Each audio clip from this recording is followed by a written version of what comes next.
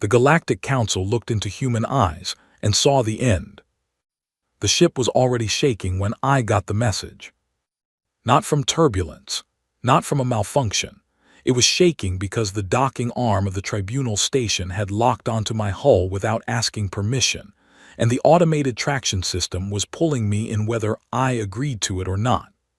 I had been flying for 11 days through empty space, alone, and the first thing the Galactic Council did when I arrived was grab my ship like I was a piece of luggage.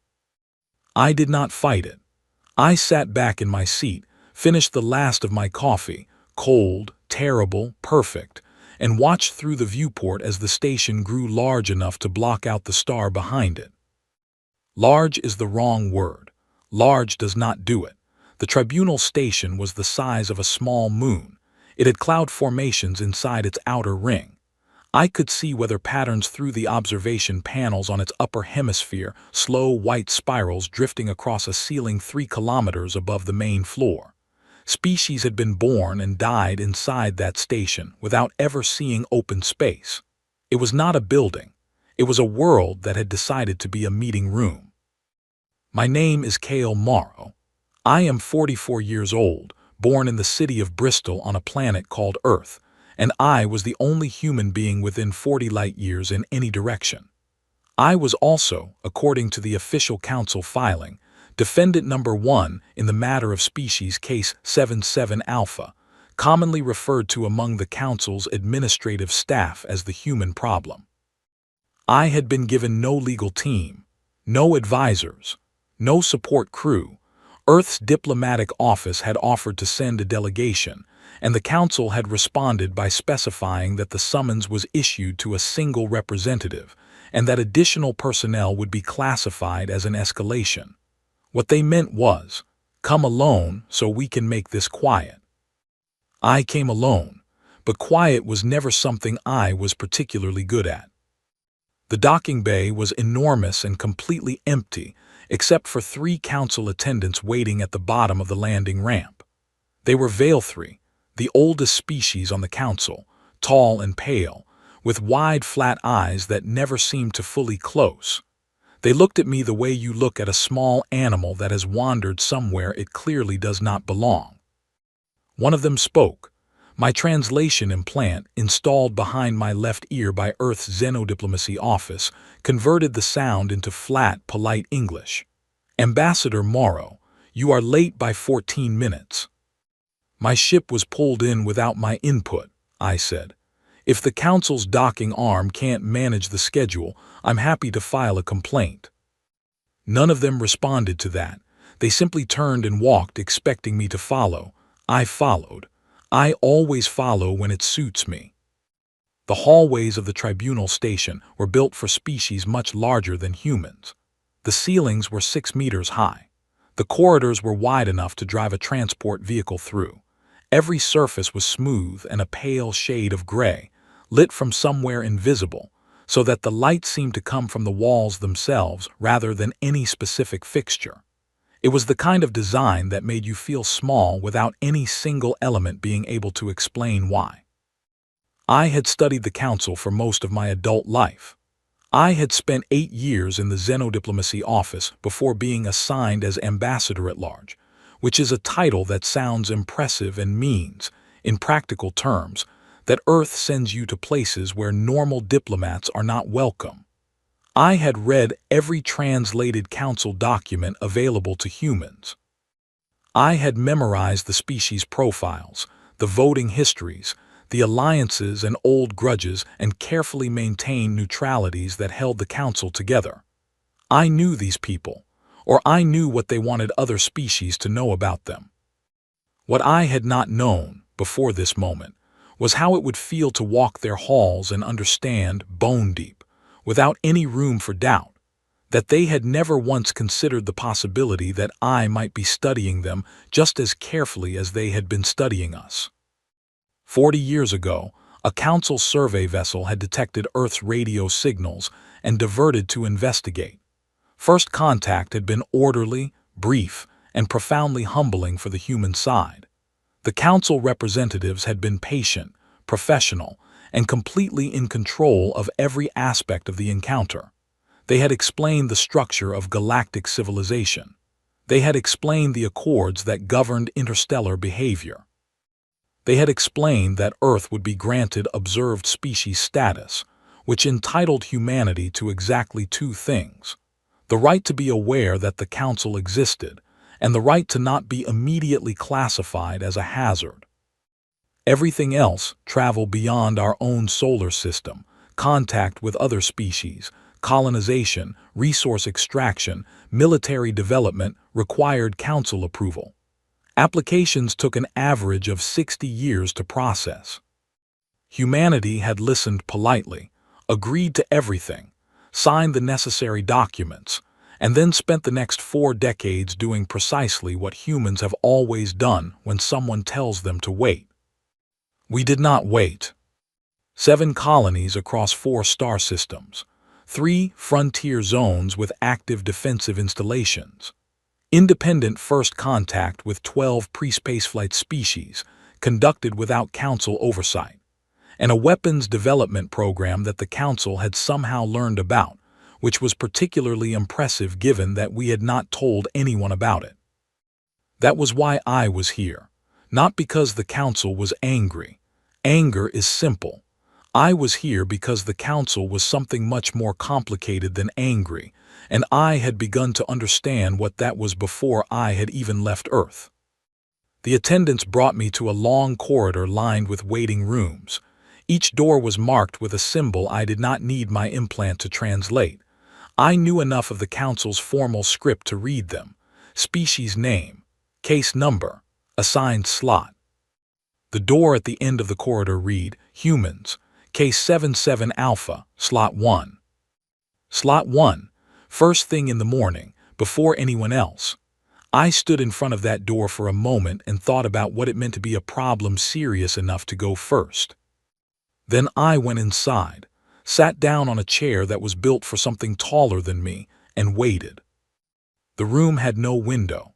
It had a single table, 2 chairs, a small pitcher of water that I assumed was safe to drink, and a panel on the far wall displaying a countdown to the start of the tribunal session. I had 4 hours. I used 2 of them to review my notes, 1 of them to sleep sitting up, and the last one to simply sit and be still, which is a skill nobody teaches you in diplomatic school, but which matters more than any language course ever written. When the attendant came to escort me to the tribunal chamber, I was ready. The chamber was, again, large is the wrong word. It was an architecture of authority. The ceiling was so far above that the upper sections were in soft shadow. The Council members sat in a curved arrangement of elevated platforms, each one slightly higher than the one before it, so that the person at the center, the lead counselor, sat at a height that required you to look up at a steep angle to meet their eyes. The speaker's platform, where I was expected to stand, was set in the lowest point of the room. It was a very elegant way to make someone feel small. 11 Council members, 11 species. I had seen their images, read their histories, studied their negotiating patterns. But reading about something and standing in a room with it are very different experiences. The one who caught my attention most was the Veil 3 elder at the far left of the curve. The attendants in the docking bay had been young by Veil 3 standards, meaning they were probably only 2 or 3 centuries old. This one was different. The stillness in it was not the stillness of waiting. It was the stillness of something that had been waiting for a very long time and had reached the far side of impatience, into a place where time moved differently. I walked to the speaker's platform. I stood straight. I looked up at the lead counselor, a chorus of moons representative, a species that existed as a synchronized collective, with the individual body before me functioning as a mouthpiece for a consciousness shared among thousands, and I waited for them to begin. The chorus of moons looked down at me with compound eyes that caught the light like cut glass. It spoke. My implant translated in real time. Species Representative Kale Morrow of Earth, you appear before this tribunal as sole respondent in case 77 Alpha. This tribunal is convened to assess humanity's violations of the Galactic Accord and determine appropriate remediation. Do you acknowledge the authority of this tribunal to render judgment? I had been coached by Earth's diplomatic office to say yes at this point. It was the standard response. It was the expected response. It was the response every species gave when they stood in this room. I looked up at the chorus of moons. I looked across the curved row of council members. I looked last at the Veil 3 elder at the far end, and the elder looked back at me. It had been still until that moment. But when our eyes met, something changed in its expression. It was very slight. Most people would not have noticed it. I noticed it. The elder had been alive for a very long time. It had seen species come before this tribunal in fear, in anger, in confusion, in desperate hope. It had probably seen every expression a living thing was capable of making when it stood in the lowest point of this room and looked up at power. It had not, I suspected, seen many of them look back the way I was looking. Yes, I said, I acknowledge the authority of this tribunal. I paused for exactly one breath. I'd also like to note for the record that I'm here voluntarily. My ship came equipped with a jump drive. I could have turned around at any point in the last 11 days. I didn't. That means something. I'd like the tribunal to keep that in mind. The chamber was very quiet. The Veil 3 elder, for the first time in what I would later learn was over a century of tribunal sessions, looked away first. I stood on my platform in the lowest point of the room and felt the weight of 11 species looking at me, and I thought about the word my grandmother had always used when people told her that things were impossible. She never argued with them. She just smiled and said, "We'll see." The tribunal session had not even officially begun.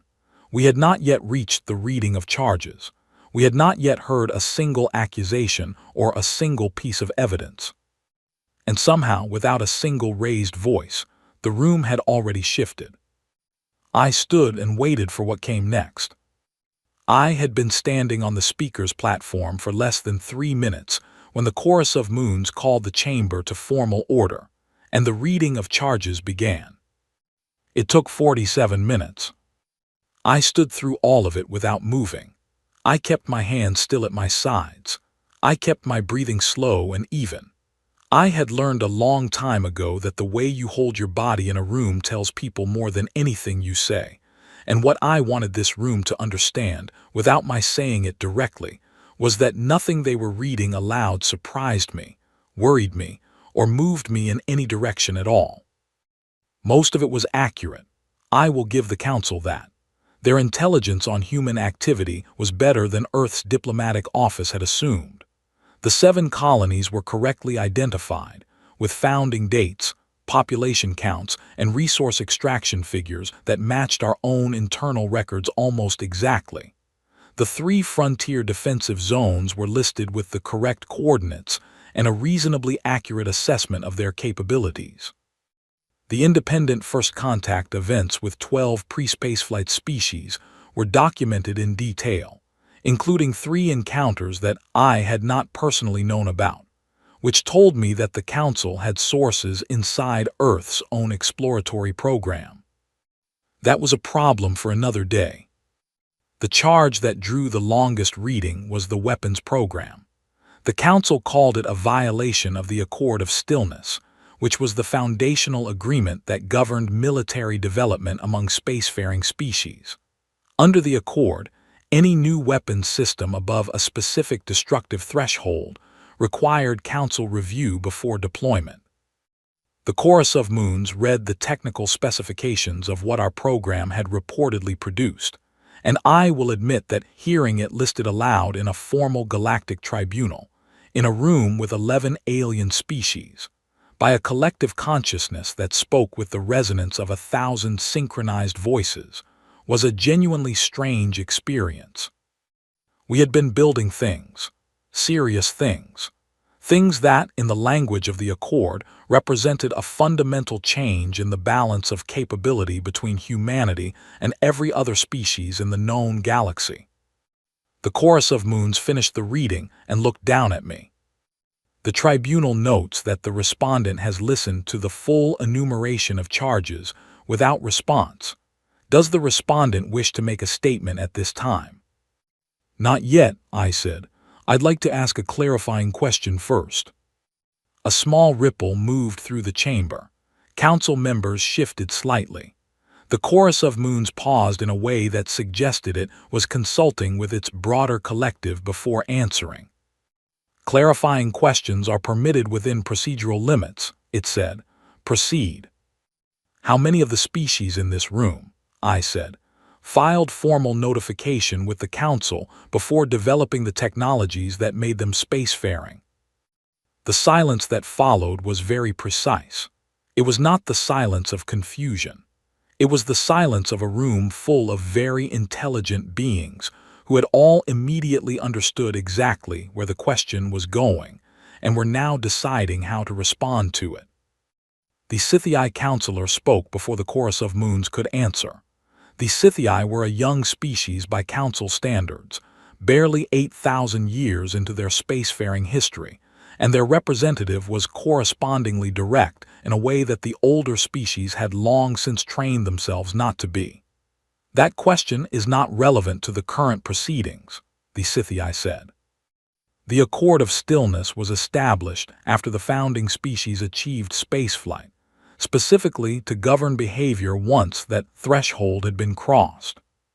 So the answer is 0, I said. Another silence. The Accord did not exist at that time, the Chorus of Moons said carefully.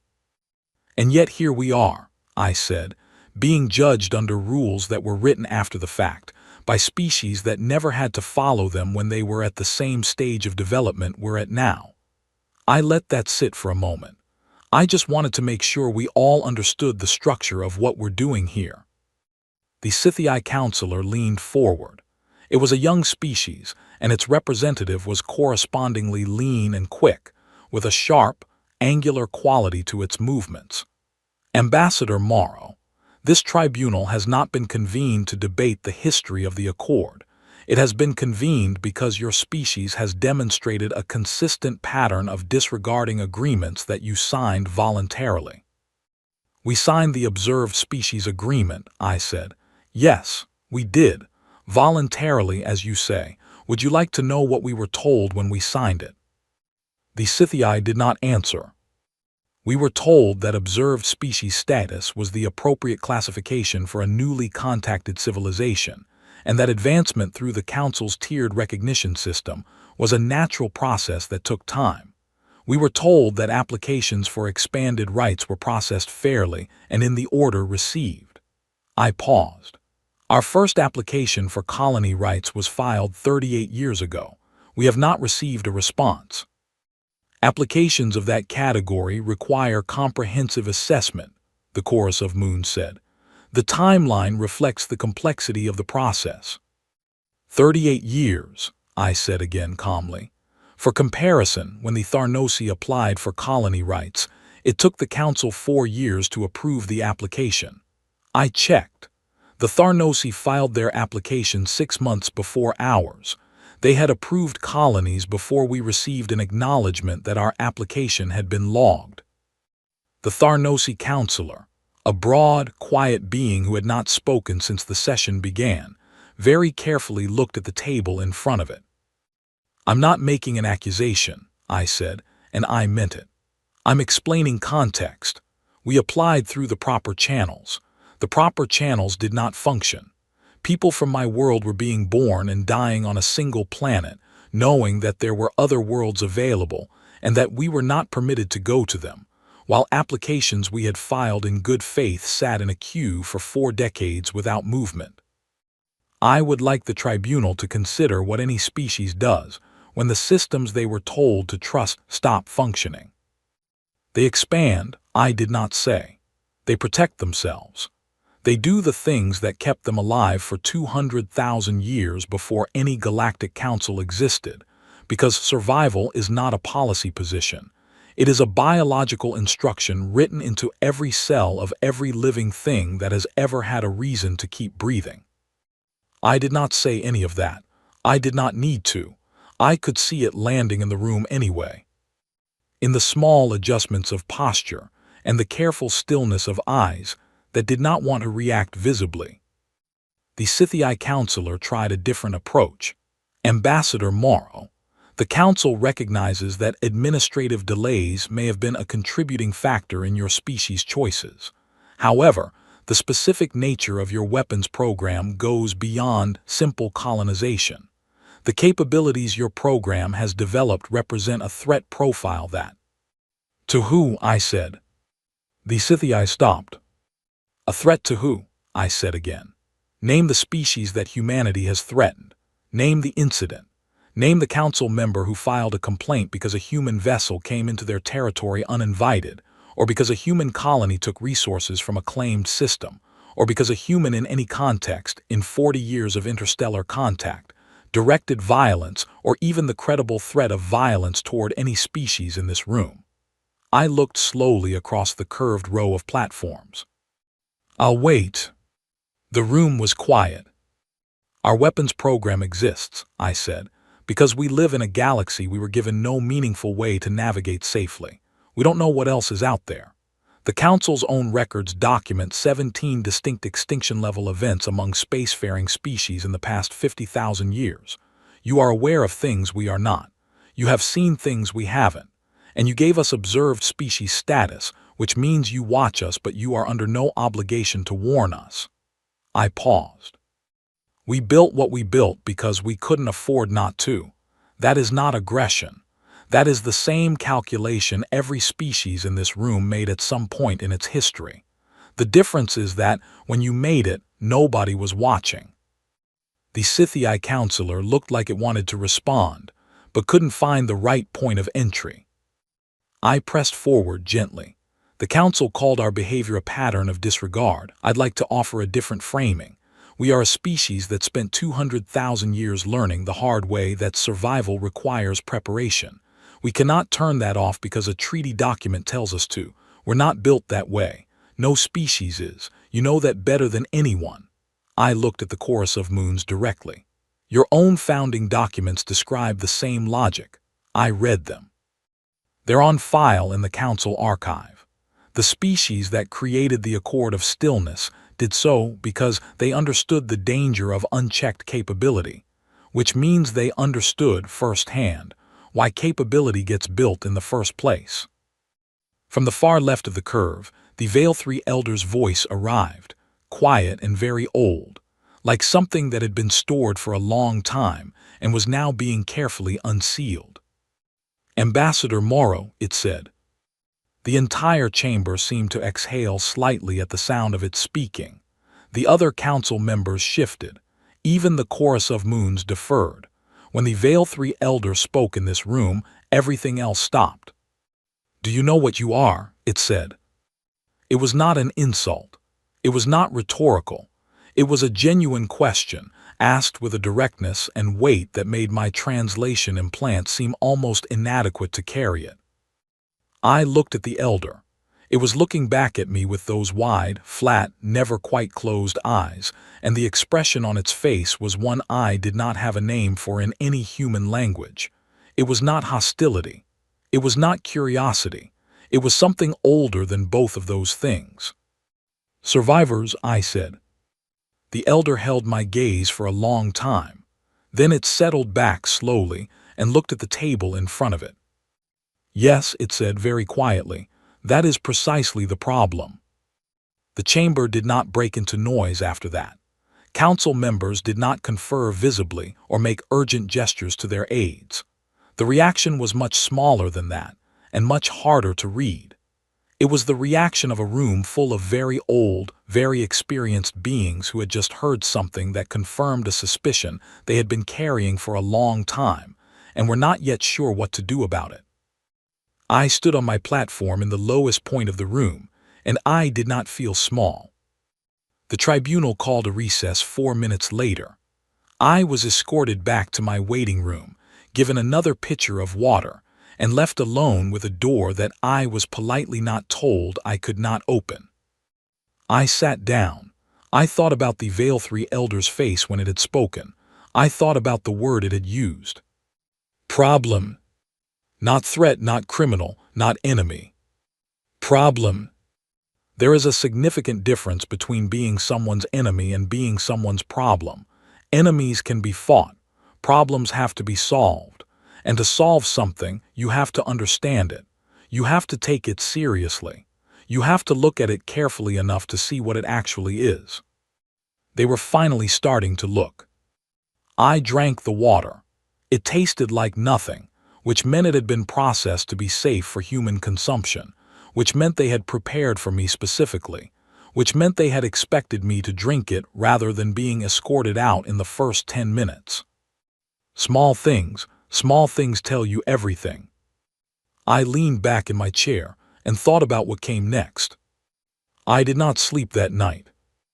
I told myself it was discipline, that I was using the hours to review strategy and prepare for the next session. That was true. But the fuller truth was that the waiting room felt different after dark, if dark was even the right word for a station that maintained artificial lighting on a 24-hour cycle regardless of any natural star's schedule. The lights had dimmed to a low amber. The hum of the station systems, which I had not consciously noticed during the day, was now the loudest sound in the room.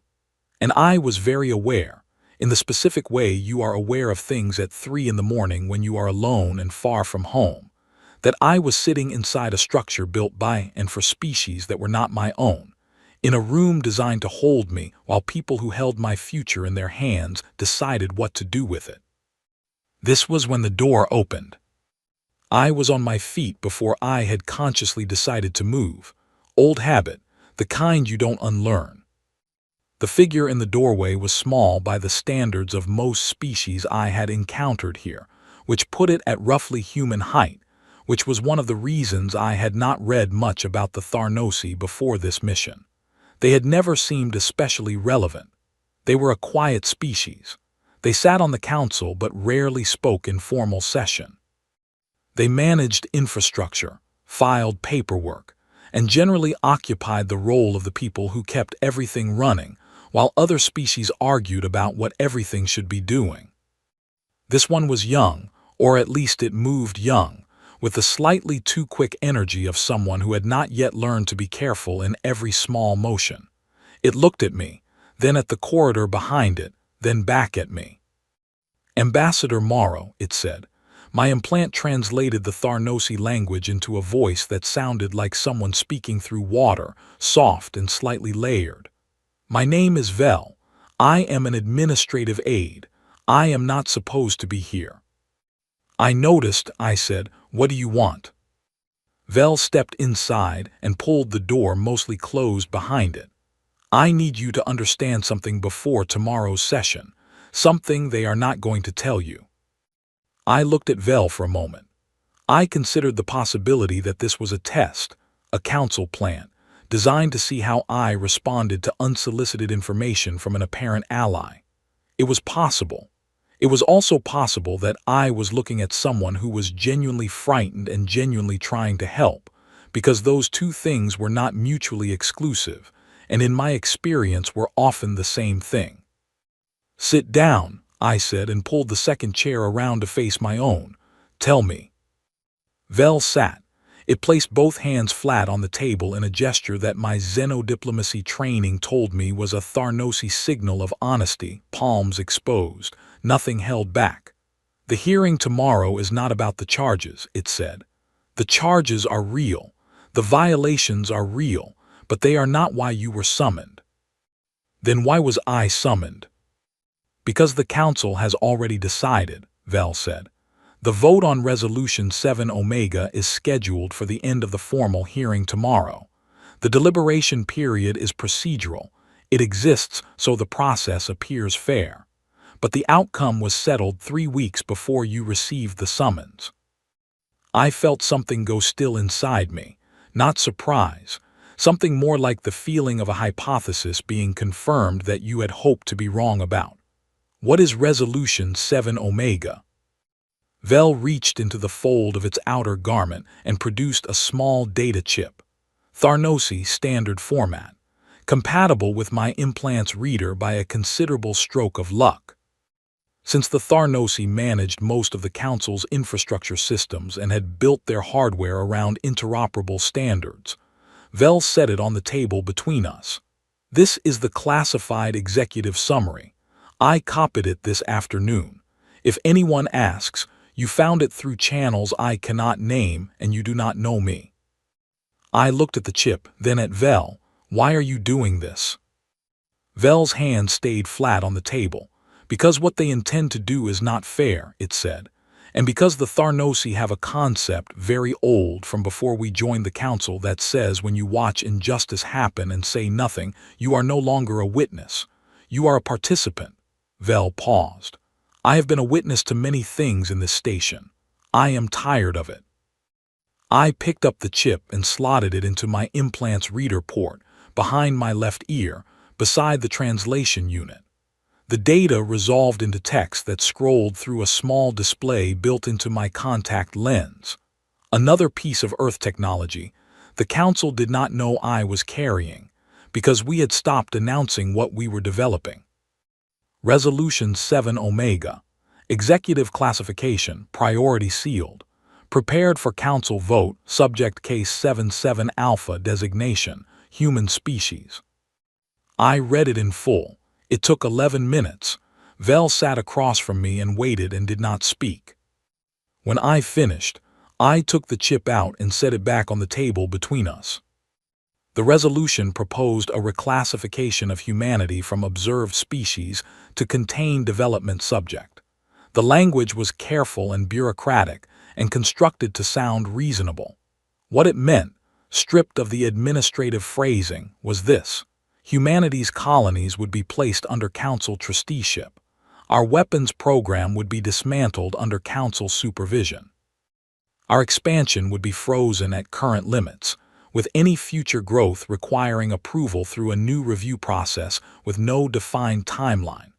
Our defensive installations would be reduced to a level the Council determined appropriate for our stage of development, and all of it would be framed as protective measures for our own benefit.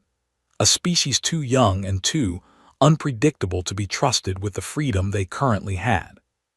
A cage, built with paperwork and called a gift. I looked at Vel. They expect us to agree to this.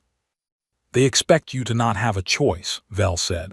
The vote is 11 members. They need 7 for a majority. As of this morning, they have 8 committed votes.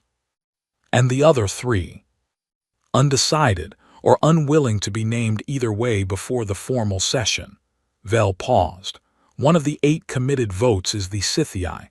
I thought you should know that. The Sci-Fi, the young species, the one that had argued most sharply with me today, the one whose colonies had been approved in 4 years while ours sat in a queue for 38. I filed that away. There's something else in the summary, I said, the projection models. Vel did not look surprised that I had seen them. Yes. I had read them twice, because the first time I thought I had misunderstood the numbers. I had not. Buried in the technical appendix of Resolution 7 Omega, beneath the administrative language and the legal framework, was a set of internal council projections commissioned to model humanity's likely response to the resolution's enforcement. There were 6 distinct scenarios, ranging from immediate compliance to full military resistance. The Council's analysts had assigned probability values to each one. The probability of immediate compliance, 6%. The probability of diplomatic protest followed by eventual compliance, 11%. The probability of partial resistance and extended negotiation, 22%. The probability of full military resistance to enforcement, 55%. And at the bottom of the page, in a note that someone had evidently added, and then decided not to remove before the document was finalized. In all scenarios involving human military resistance, outcome is unmodeled due to insufficient data on human capability ceiling and behavioral limits under existential pressure. Unmodeled. In a document full of precise percentages and careful projections, the scenario that covered more than half the probability space had no predicted outcome. Not because the analysts were lazy, because they had run the numbers and the numbers had not given them a clear answer, and in 40,000 years of Galactic Council history, that had apparently never happened before. They know, I said. Yes, Vel said. They know that if they try to enforce this, they cannot predict what we do. The models say the probability of an outcome outside council precedent is 87% in the enforcement scenario, Vel said. In council history, that figure has never exceeded 12% for any species. The models are designed to be conservative. They understate uncertainty. I sat with that for a moment. 87% chance of something the council had never seen before, and they were still planning to vote. They're going ahead with it anyway, I said. Some of them believe the models are wrong, Vel said. Some of them believe that humanity will respond the way every other species has responded when faced with a unified council position, which is to say, with eventual compliance. They believe that your behavior so far is a performance, that underneath it you are frightened, and that frightened species comply. And what do you believe? I asked. Vel was quiet for a moment. I believe, it said slowly, that I have read your species' history files, all of them, not the summary the council prepared, the full archive including the sections that your own diplomatic office submitted when you first made contact. Vel paused. Humans are not frightened of the council. Humans are frightened of being trapped. Those are very different things, and the council's models do not account for the difference. I looked at Vel for a long time.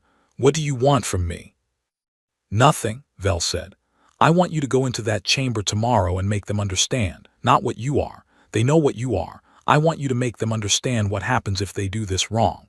Vel stood. Its hands came up from the table. The Tharnosi have been members of this council for 6,000 years. We have voted with the majority on every significant resolution in our entire membership. Tomorrow, we are one of the 8 committed votes for 7 Omega.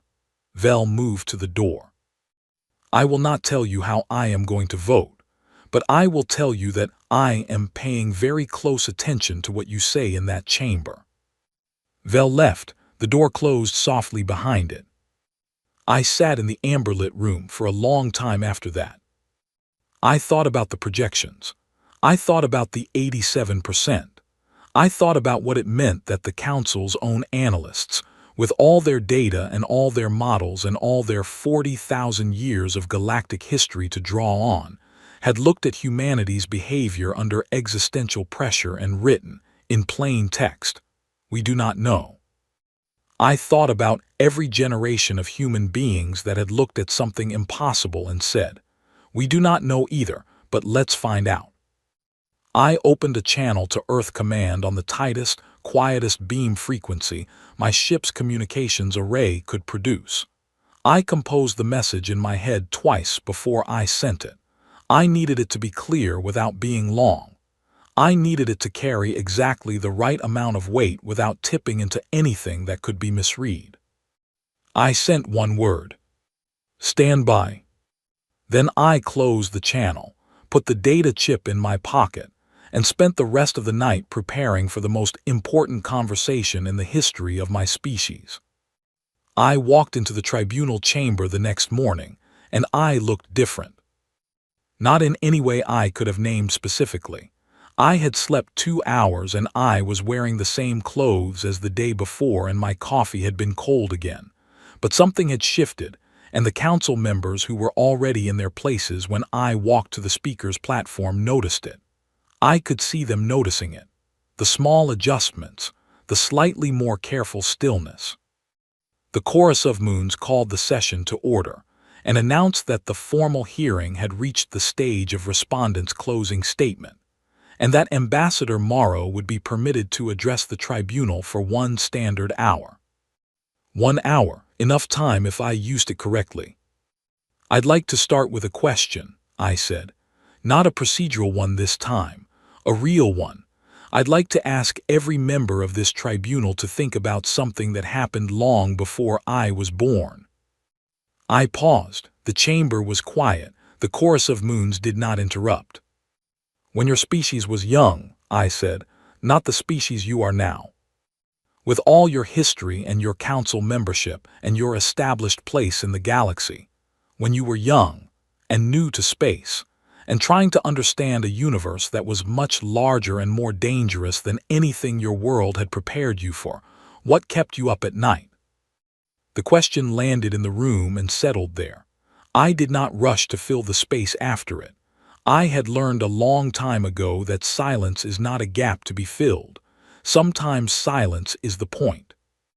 "I'll tell you what kept us up at night," I said. "The Fermi paradox. Are you familiar with it? It was formulated by a physicist named Enrico Fermi on Earth in the middle of the 20th century before we had any contact with the wider galaxy. The question is simple. The universe is very old. Life, by the math, should be extremely common. Given enough time, some of that life should become intelligent, and some of that intelligent life should become spacefaring, and some of that spacefaring life should spread widely enough to be visible, audible, detectable in some way. And yet for most of our history, when we looked at the stars, we heard nothing. We saw nothing. We were alone, or appeared to be." I looked slowly across the curved row of platforms. "Why?" I watched the faces, or what served as faces for each species, and I watched the question arrive differently in each of them. The chorus of moons was unreadable as always. The Scythii representative's expression sharpened.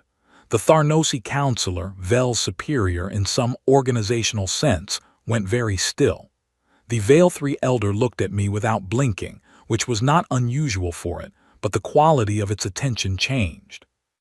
"We have answers now that we didn't have then," I said. "We know the galaxy is full of life. We know the Council exists. We know there are species out there older than our civilization by factors we can barely calculate. So the silence makes even less sense than it did before, unless you accept one particular answer to the Fermi paradox that nobody in the diplomatic community likes to say directly." I stopped for a moment. "The universe is quiet because the species that make noise tend to stop making noise." A different kind of stillness moved through the chamber. "I have read the Council's historical archive," I said. "Not the public sections. The full archive, including the extinction records. I requested access under the Observed Species Information Rights Agreement, which, to your credit, the Council honored. I spent a long time with those records." I paused. "I counted. In the period your records cover, approximately 50,000 years, there have been 43 confirmed extinction events among spacefaring species. The Council classifies them under various headings: internal collapse, environmental catastrophe, resource conflict, biological event." I let my voice stay level and careful. "I noticed something. Of the 43 extinctions, 31 occurred to species that had recently reached a level of development roughly comparable to where humanity is right now.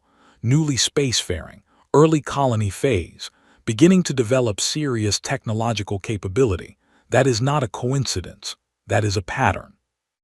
The room was absolutely quiet. "I am not making an accusation," I said, and I meant it, and I wanted them to hear that I meant it. "I am observing a pattern in data that you collected and that I was allowed to read. I am asking what it means. I am asking whether anyone in this room has asked what it means, and I am asking whether the answer to that question should affect what this tribunal decides to do today." I looked at the chorus of moons directly. "Because if there is something in this galaxy that removes young spacefaring species at a specific stage of development, and the Council is aware of it, and the Council's response to that knowledge was to create a system that keeps young species from developing the capability to defend themselves, then I think we need to have a very different conversation than the one we were having yesterday." The chorus of moons did not speak immediately. When it did, its voice was careful in a way it had not been careful before. "Ambassador Morrow, the extinction events in the Council's archive are the result of many factors. The Council does not." "I'm not asking what the Council does," I said quietly. I'm asking what the council knows." Another silence. "We have a proposal to make," I said. "An official one, filed with the tribunal as of this morning, under the observed species procedural rights that allow a respondent to submit formal documentation at any point during the hearing." I reached into my jacket pocket and removed a physical document, old-fashioned, paper, signed in ink, because some gestures matter more when they have weight and texture. I set it on the edge of the speaker's platform. Humanity is not here to apologize. We are here to negotiate. We are proposing full council membership for Earth, with all the rights and responsibilities that entails. In exchange, we are offering a mutual defense treaty, a joint colonization framework with shared resource agreements, and full transparency on our current technological development, including the weapons program, under a review process that we designed together with equal input from both sides. I paused. We are not asking for permission. We are offering partnership. The Sci-Fi counselor was on its feet. This is not a negotiation. This is a tribunal. The respondent does not make offers. The respondent answers charges. With respect, I said, the respondent is a species of 8 billion people with 7 established colonies, 3 defended frontier zones, and a weapons program your own analysts cannot put a ceiling on. The respondent is making an offer because the alternative is for your resolution to pass, for your enforcement mechanism to activate, and for the 87% scenario to play out in real time. I looked at the Sci-Fi counselor steadily. I don't want that. I genuinely don't want that. I think this council has done more good for this galaxy than most of the species in it are capable of imagining. I think 40,000 years of relative stability is not an accident. I think you built something here that matters. I paused. And I think you are about to make a decision that will put all of it at risk, not because you are wicked, but because you are afraid. And I understand being afraid of us. I do, but I need you to understand something. I looked at each of them in turn. I took my time. The species that learned to be afraid of us and treated us like a threat in this room today, those species are not the ones that survived in the records I read. The species that treated creatures like us as partners rather than problems, those are the ones still here. I let that land. You are all still here. And I am asking you which history you want to be part of. The chamber was very quiet for a long time. The Veil 3 elder spoke last, as it always did, in a voice so low that the room had to go completely still to hear it. There was a species, it said, that stood in this chamber on that platform a very long time ago. They were young, they were capable, they were afraid not of us but of the universe, which is a different kind of fear and a more productive one. They made an argument very similar to the one you have made today. The elder paused. We listened to them. We brought them into the council. They helped us build what we are. Another pause, longer this time. They became the founding members of the Accord of Stillness because they understood from the inside why capability must be paired with accountability. The elder looked at me. Do you understand what I am telling you? I looked back at it. You're telling me that the council was built by a species that started exactly where we are. I am telling you, the elder said slowly, that we have been hopping for 40 years that you would figure out how to say what you said today, and that several of us have been very afraid that you would not. I stood on the speaker's platform and felt the weight of that sentence settle over me like something physical. The vote on Resolution 7 Omega, the chorus of moons said, breaking the silence carefully, will proceed as scheduled at the close of this session. The tribunal will hear no further statements at this time. I nodded. I picked up my paper document from the edge of the platform. I stepped back. It was out of my hands now. It had always been going to be out of my hands at some point. I had said everything that needed to be said. I had not raised my voice. I had not made a direct threat. I had not lied, not once, not even in the places where a lie would have been easier. I stood on the speaker's platform, and I waited for the galaxy to decide. The vote was 6-5. Resolution 7 Omega failed by a single council member. The chorus of moons announced the result in its flat, resonant voice, and the chamber received it in silence. No celebration, no protest, a silence that had the quality of something enormous settling into a new position slowly, with great weight, permanently. I did not react visibly. I was very careful not to react visibly. This was not the moment for any expression that could be remembered and held against us. I stood on the speaker's platform, and I kept my face and my body exactly as they had been, and I breathed, and I waited. The Tharnosi counselor had changed its vote. Vel had not told me it would. Vel had not promised anything. Vel had only said it was paying attention. I would have liked, very much, to know exactly what it had heard. Humanity's counter-proposal was tabled for formal review. The Chorus of Moons announced that an intercession period of 90 standard days would be established, during which both parties would appoint negotiating representatives to develop a framework for discussion. It was not membership. It was not a treaty. It was an appointment to talk about possibly starting to talk about what things might look like if talking led somewhere. It was, by any reasonable measure, the smallest possible positive outcome. It was also, in the history of humanity's relationship with the Galactic Council, an absolute first. I was escorted out of the chamber and back through the vast corridors to the docking bay. I walked the same route I had walked when I arrived, past the same pale walls and the same enormous ceilings, and I was aware that the station felt different to me now. Not smaller, it was still incomprehensibly large. Not less alien, every surface, and every sight was still the product of minds that had never grown up under the sky I had grown up under. But it felt less like something above me. It felt more like something beside me.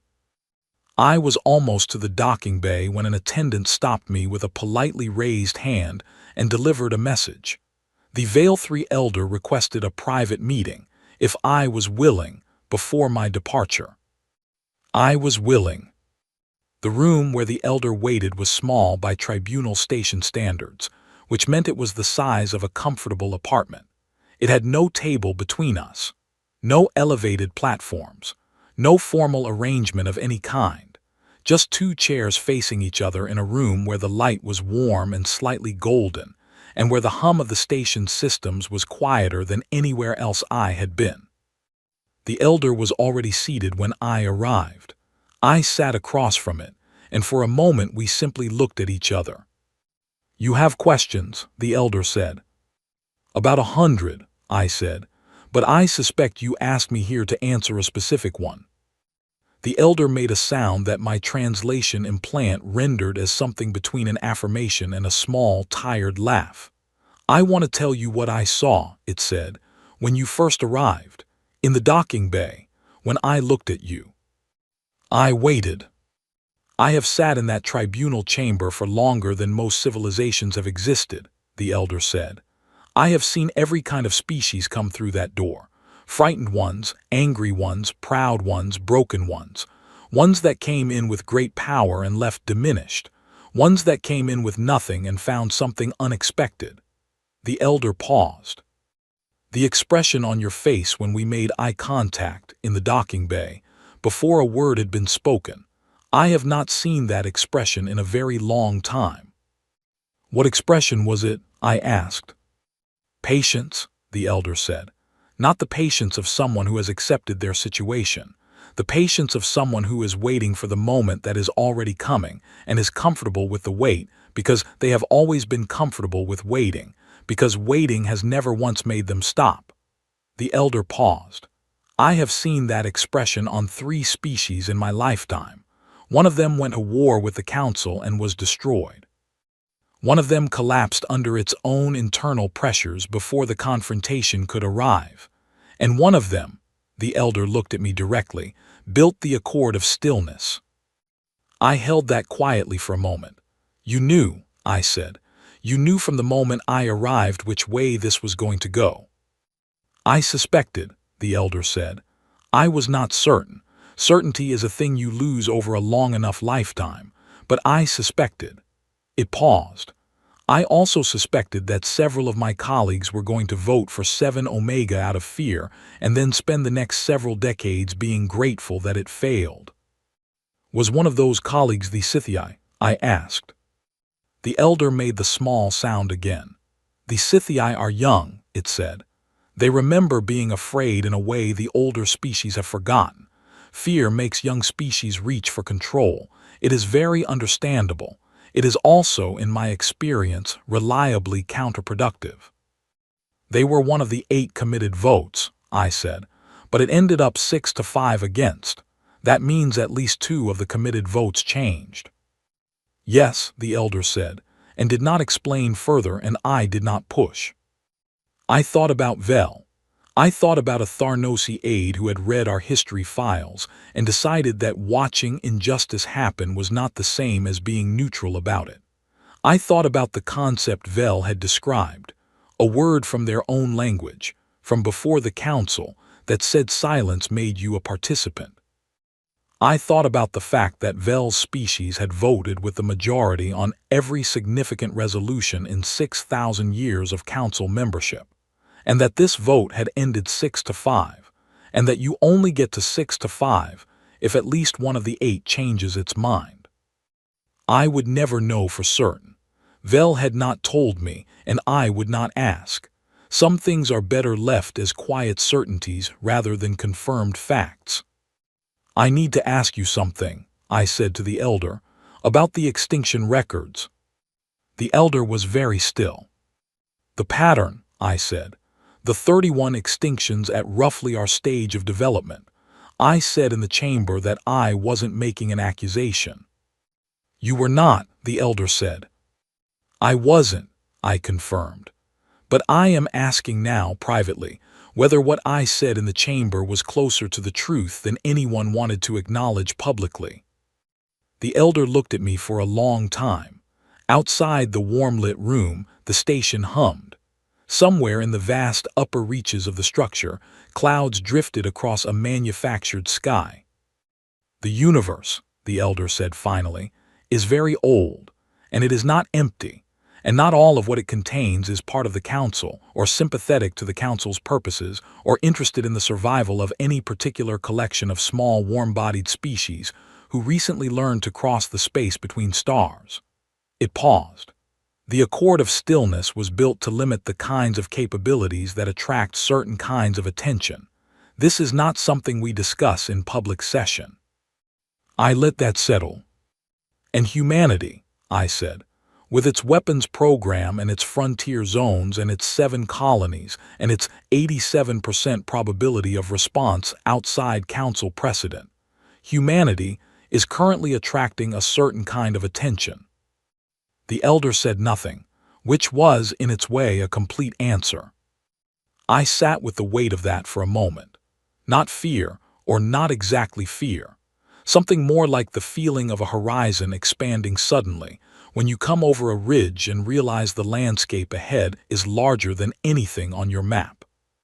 The mutual defense treaty in our proposal, I said, that's not just about us and the council. No, the elder said simply, it is not. I nodded once, slowly. Then we have more to talk about than anyone in that chamber said today. Considerably more, the elder agreed. Which is why, Ambassador Morrow, it is very important that this negotiation succeeds, and why several of us were willing to risk a great deal to make sure it had the chance to start. I thought of the Tharnosi counselor and its changed vote. I thought of Vel in my room in the middle of the night with flat hands on the table and something old and tired in its eyes. I thought of the elder flinching just slightly in the docking bay and then looking away first in the chamber, and then asking for this meeting. They had been working toward this too, not from the same side, not with the same methods, but toward the same outcome because they had seen what was coming and they had understood, long before today, that a species like humanity was not something you managed or contained. It was something you needed on your side. I want to know the elder's name, I said. You mentioned it existed, that you hadn't spoken it in a long time. The elder looked at me with those wide, flat eyes that never quite closed, And then slowly, it said a sound that my implant did not translate, not because it couldn't, but because names are not words. Names are specific, and this one had been held private for a very long time. Elavan, the elder said. My name is Elavan. Thank you, Elavan, I said. Elavan nodded, once, with a gravity that made the gesture feel like something much older and heavier than a simple acknowledgement. I left the station 40 minutes later. The docking arm released my ship without ceremony. The automated traction system did not grab me this time. I powered up my engines, cleared the station's traffic corridor, and pointed my nose toward the long, empty dark between here and home. I opened a channel to Earth Command. I composed the full report carefully and transmitted it on a secure beam, along with my recommendation. Accept the negotiation period. Appoint a full delegation, not a single representative. Bring people who are patient and thorough, and who do not need to win every exchange to feel secure in themselves. Bring people who understand that the conversation beginning now is not about today. It is about the next several centuries, and every generation that will live inside whatever we build. And this last part I added as a personal note, marked non-official, please send good coffee. The kind in the vacuum-sealed bags that keeps properly for a long journey. Because wherever this negotiation takes place, I suspect the local options are going to be adequate at best, and some things should not be compromised on. I sent the report. I sat back. I watched the tribunal station shrink in my rear viewport, that impossible artificial moon growing smaller and finally just another point of light among many. I thought about what Elavan had said, about the universe being old and not empty and not entirely kind, about the kinds of attention that certain capabilities attracted, about the 31 extinctions in the records and the pattern that nobody discussed in public session, and the reason the Accord of Stillness had been written the way it had been written. Humanity had gone into this tribunal believing we were being judged for breaking rules. We were leaving with the understanding that the rules were only part of the story, and that the larger story was one the council had been carrying alone, quietly, for a very long time, and was now, cautiously, carefully, with the measured reluctance of people who had been disappointed before, beginning to share.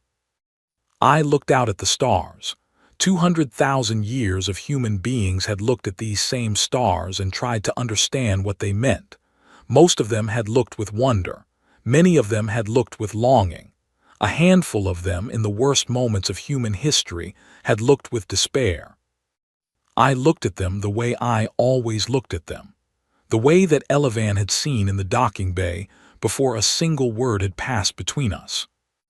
With patience, with the specific patience of someone who knows that the moment they have been working toward is already in motion, that it has been in motion for a long time, that all the waiting, all the planning, all the careful years of being small and dismissed and underestimated were not a period of loss. They were a period of preparation. The Galactic Council had looked into human eyes and seen the end. They had been right, it was the end. The end of a universe in which humanity was a footnote. The end of the era in which we could be ignored, studied from a safe distance, managed with paperwork and administrative delays, and the patient condescension of civilizations that had simply never met anything quite like us before. The end of our being a problem. I smiled at the stars, the way my grandmother had smiled at people who told her things were impossible. "We'll see," she used to say. "We'll see." I pointed my ship toward home and let the drive engage, and the stars stretched and blurred, and then I was moving, really moving, the way humans have always moved when someone tells them they cannot go any further. Forward.